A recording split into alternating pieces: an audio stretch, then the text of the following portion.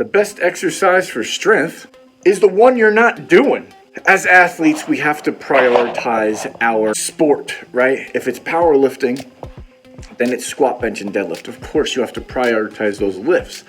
And the subsequent lifts after that will be prioritized based off of your weaknesses, your body type, so on and so forth.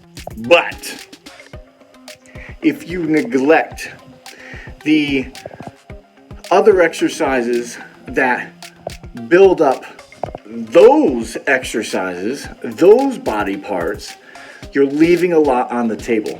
Let me explain myself here. So let's say squat, bench, and deadlift, powerlifting, is your main focus. Of course, that's your priority. Down from there, let's just give an example, would be close grip bench press, maybe high bar squats or pause squats, then stiff leg deadlifts. After that, you have a variety of different exercises you can choose from that will work on even smaller muscle groups, or targeted areas, I should say, that will build up the assistance exercises that you were just working on.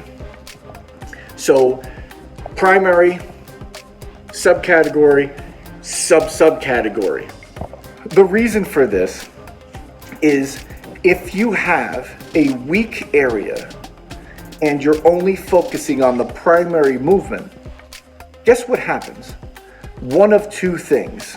One, you're either not going to make any progress because you haven't brought up the lagging section of the muscle group or area that you need to bring up.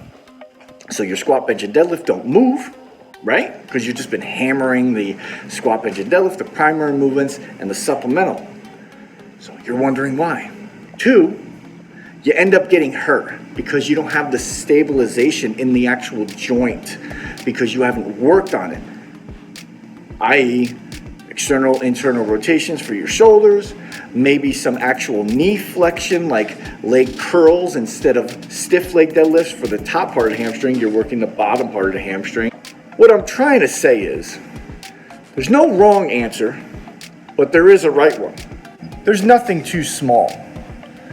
It's always the fine, small little details that matter the most when it comes to increasing the maximum potential of an athlete.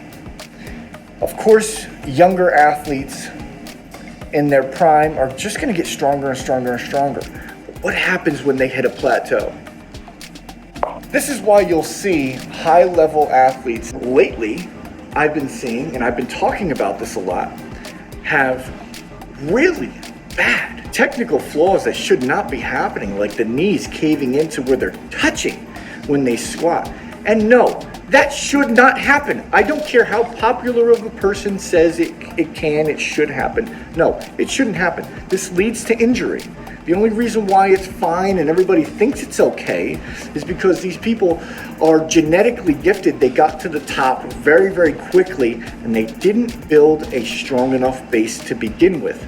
They will get hurt. They have gotten hurt. And that's the reason why. Build everything and your longevity will thank you. See you guys later. BreakoutsPower.com.